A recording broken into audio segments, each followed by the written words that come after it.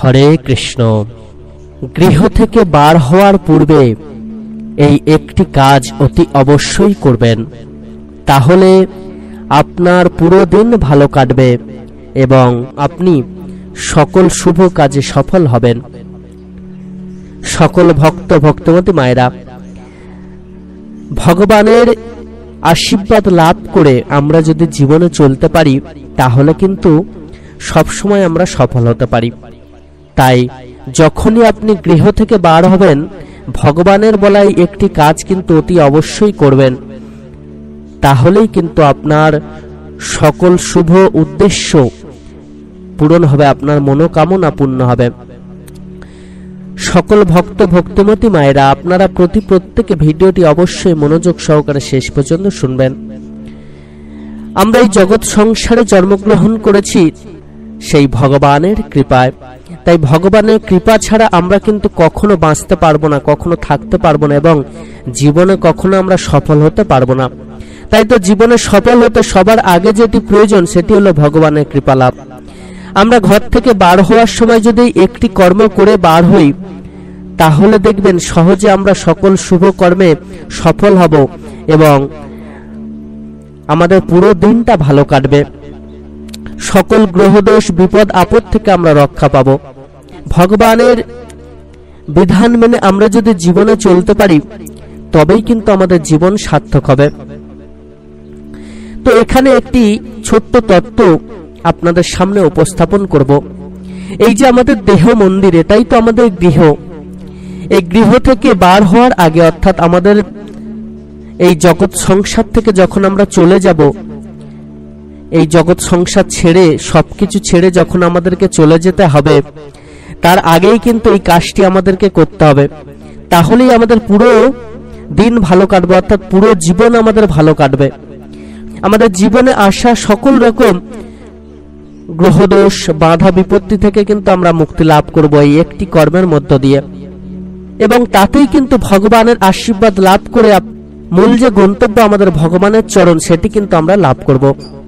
আপনি প্রত্যেক দিন গৃহ থেকে বার হওয়ার আগে ভগবানের শ্রীমূর্তি একবার করে দর্শন করবেন, ভগবানকে দর্শন করবেন, ভগবানের উদ্দেশ্যে প্রণাম নিবেদন করবেন এবং তার মহামন্ত্র 3 বার উচ্চারণ করবেন।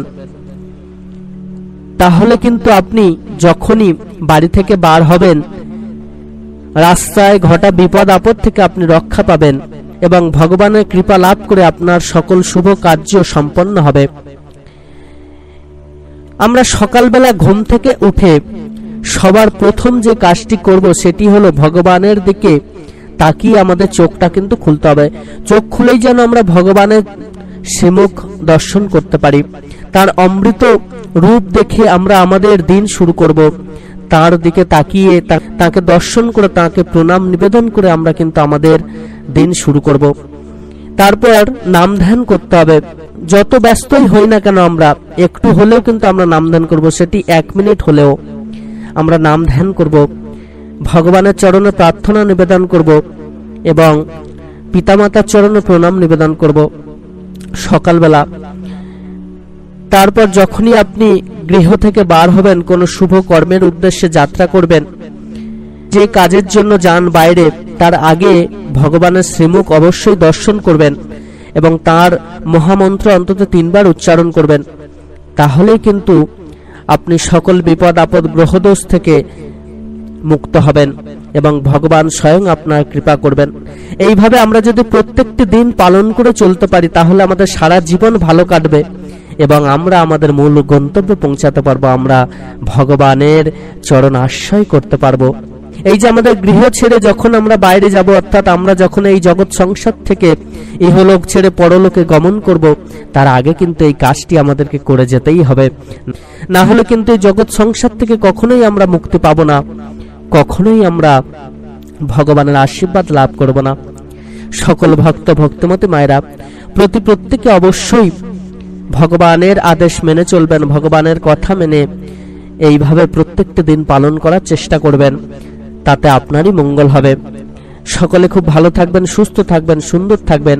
ভগবান শ্রীকৃষ্ণের এরকম অমৃত কথা শোনার জন্য আমাদের চ্যানেলটিকে অতি অবশ্যই সাবস্ক্রাইব করে দেবেন এবং লাইক শেয়ার ও কমেন্টস করে আমাদেরকে উৎসাহিত করবেন। ধন্যবাদ।